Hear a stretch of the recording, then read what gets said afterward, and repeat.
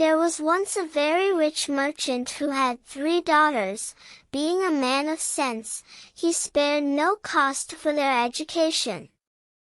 His daughters grew to be very beautiful, especially the youngest, who was called Beauty, a special name that made her sisters very jealous of her. The 2 eldest had a great deal of pride because they were rich. They gave themselves ridiculous airs, and would not visit other merchants' daughters, nor keep company with any but persons of quality. They went out every day to parties, balls, plays, concerts, and so forth, and they laughed at their youngest sister, because she spent the greatest part of her time in reading good books. Suddenly, all at once the merchant lost his whole fortune, excepting a small country house at a great distance from town, and told his children with tears in his eyes that they must go there and work for their living. The 2 eldest answered that they would never have to leave the town, for they had several prominent merchants who they were sure would be glad to have them, though they had no fortune. But the good ladies were mistaken, for their lovers slighted and forsook them in their poverty. As they were not liked on account of their pride, everybody said, "They do not deserve to be pitied. We are very glad to see their pride humbled. Let them go and give themselves quality airs in milking the cows and minding their dairy."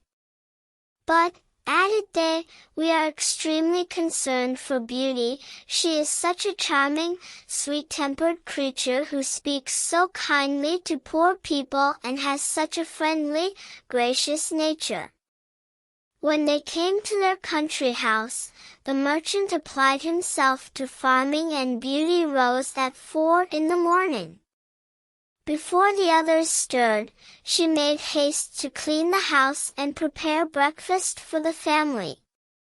In the beginning she found it very difficult, for she had not been used to work as a servant, but in less than 2 months she grew stronger and healthier than ever.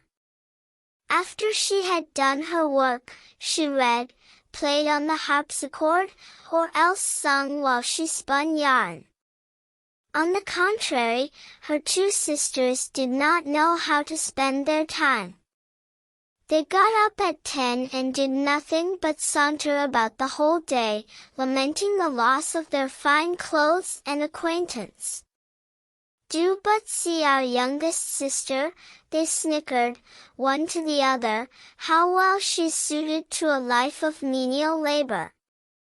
The family had lived about a year in the country house when the merchant received a letter with an account that a ship he thought had been lost at sea, that held on board dozens of bolts of cloth and silks he had purchased, had in fact safely arrived. The family rejoiced in the turn of their fortune. When the 2 eldest daughters saw their father ready to set out, one begged of him to buy her a new necklace of gems, and the other a thick golden chain, but Beauty asked only for a rose. The good man set off on his journey. But when he came there, oh, such problems there were over who properly owned the ship and the merchandise on board, and after a great deal of trouble and pains to no purpose, he came back as poor as before, especially after he bought the fine new necklace and gold chain he promised to his 2 older daughters. Thinking he might come upon a rose bush to satisfy the wish of his youngest daughter, he led his horse deep into the woods. As the sun set and the wind began to howl, the poor man realized he was hopelessly lost. What's more, with the rain and the snow he knew he might well starve to death with cold or hunger, or be devoured by the wolves, whom he heard howling all round him. Then in an instant, looking through a long walk of trees, he saw a light at some distance. Going on a little farther, he noticed it came from a place lit with candles from top to bottom. The merchant hastened to the place, but was greatly surprised at not meeting anyone in the outer courts.